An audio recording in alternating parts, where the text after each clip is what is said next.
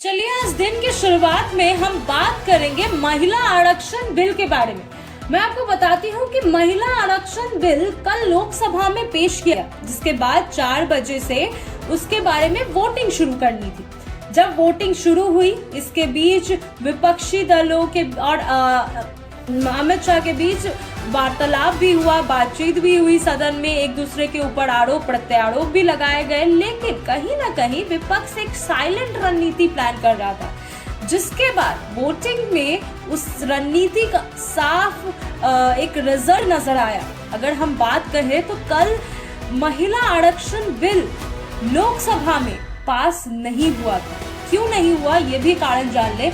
महिला आरक्षण बिल पर संसद में हुए यह दिन सिर्फ एक सामान्य विधायी प्रक्रिया नहीं था, बल्कि भारतीय राजनीति के इतिहास का एक अहम और निर्णायक क्षण बनकर सामने आया था। सदन के भीतर जहां सत्ता पक्ष और विपक्ष के बीच तीखी बहस चल रही थी, वहीं विजिटर्स गैलरी से यह पूरा दृश्य रणनीतिक संख्या और मनोवैज्ञानिक दबाव की एक अनोखी कहानी बयां कर रहा था। केंद्रीय गृह मंत्री अमित शाह ने बहस के दौरान कांग्रेस और विपक्षी दलों पर जोरदार हमला बोला। उन्होंने अपने भाषण में महिला सशक्तिकरण के मुद्दे को केंद्र में रखते हुए विपक्ष की नीतियों और मंशा पर सवाल उठाए। उनके भाषण दौरान सत्ता पक्ष की बेंचों से लगातार समर्थन और तालियां देखने को मिली, जिससे माहौल और ज्यादा आक्रामक हो गया।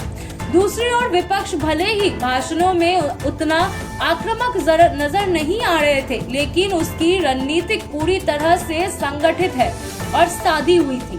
कांग्रेस नेता मणिकम टैगोर एक डायरी लेकर सदन में मौजूद हर सांसद की गिनती कर रहे थे। यह दृश्य साफ दिख रहा था कि विपक्ष अपनी पूरी ताकत संख्या के खेल पर केंद्रित किए हुए थे, ताकि वोटिंग के समय कोई चूक न हो। इस दौरान राहुल गांधी और प्रियंका गांधी वाड्रा की मौजूदगी ने विपक्ष को एकजुट बनाए रखने में महत्वपूर्ण भूमिका निभाई। दोनों नेताओं की उपस्थिति में विपक्ष के सभी सदस्य एक अदृश्य धागे से बंधे हुए और पूरी तरह समावरणीय नजर आए। यह सामान्य इस बात का संकेत था कि विपक्ष अंदर ही अंदर एक मजबूत रणनीति पर काम कर रहा है।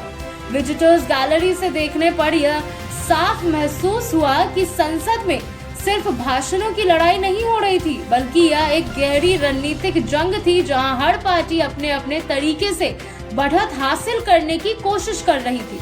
टीवी स्क्रीन पर जहां केवल नेताओं के भाषण दिखते हैं, वहीं गैलरी से यह पूरा परिदृश्य कहीं ज्यादा व्यापक और जटिल नजर आता है, जहां हर इशारे, हर बातचीत और हर गतिविधि एक खास मतलब होती है। इस पूरे घटनाक्रम के बीच महिला आरक्षण बिल पर होने वाले वोटिंग को लेकर उत्सुकता अपने चरम पर थी। इस बिल महिलाओं को संसद और विधानसभाओं में 33% आरक्षण देने का प्रस्ताव रखा था, जो देश की राजनीति में बड़ा बदलाव ला सकता है।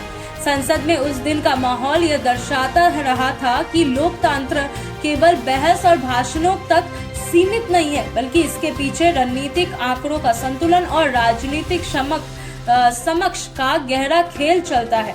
महिला आरक्षण बिल पर यह बहस उसी जटिल और रोचक लोकतांत्रिक प्रक्रिया की एक जीवंत मिसाल बन गई।